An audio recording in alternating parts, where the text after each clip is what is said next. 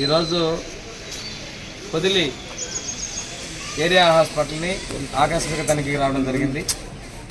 ఇక్కడ చూస్తే రాష్ట్రంలో ప్రజలకు తీర్పు ఇచ్చారు, అరాచక పాలన తరిం కొట్టారు. కానీ ఇక్కడ అధికారుల నిర్లక్ష్యం ఇదే సాక్ష్యం. గవర్నమెంట్ మారి ఎంత రోజులైంది, ఈ పథకం పేరు కూడా మేము మార్చాం, కానీ ఇలా లేదు. ఇంకోటి పోతే శిలాఫలకాలు, ఇక్కడ ఎమ్మెల్యే బోర్డు ఆ రోజున ముఖ్యమంత్రిది పెట్టుకున్నారు. అక్కడ ఒక్క గవర్నమెంట్ లోగో లేదు. ఈ నిధులు వాళ్ళ జేబులో ఇచ్చినట్టుగా నిధులు వేసుకున్నారు.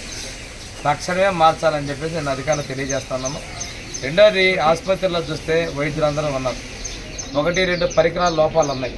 నేను ఇప్పుడు ఉన్నతాధికారితో ఆయన ఇలా డిస్ట్రిక్ట్ కోఆర్డినేటర్ మధ్య బాపట్ల జిల్లా ఇన్ఛార్జ్ అండి. నేను 2 జిల్లాలు 2 కలెక్టర్ మధ్య నలిగిపోతున్నాను.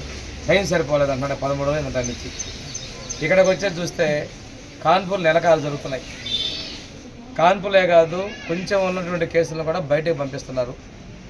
రక్త నిల్వల కేంద్రాలు ఉన్నాయని చెప్పి బ్లడ్ స్టోరేజ్ సెంటర్ ఉందన్నారు, కానీ అధికారులు ఇక్కడ పూర్తిగా దాన్ని ఏర్పాటు చేయాల. ఇవన్నీ ఏర్పాటు చేసే విధంగా చర్యలు తీసుకుంటాం. డాక్టర్లకు కూడా నేను ప్రత్యేకంగా చెప్పడం జరిగింది.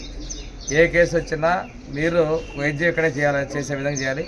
ప్రజలు కూడా చాలామంది కేసులు ఏదైనా వస్తే మమ్మల్ని బయటకు పంపిస్తున్నారు అంటున్నారు, రిఫర్ చేస్తున్నారు అంటున్నారు.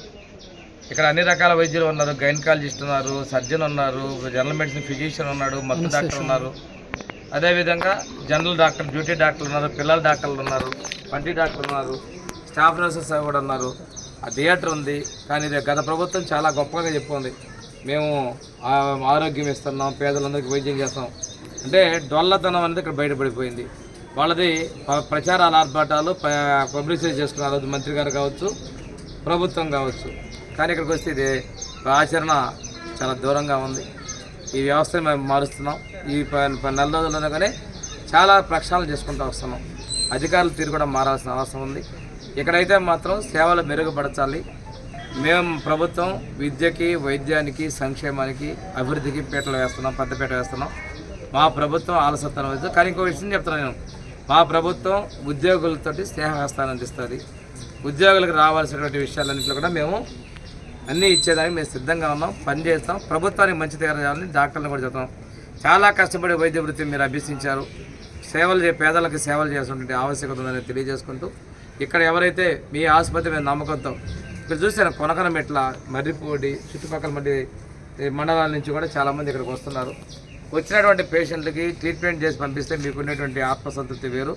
రిఫరల్ చేయటం కాదు, రిఫరల్ చేసినటువంటి కేసు కూడా బయటికి వెళ్ళిన తర్వాత వాళ్ళు ఏ గవర్నమెంట్ హాస్పిటల్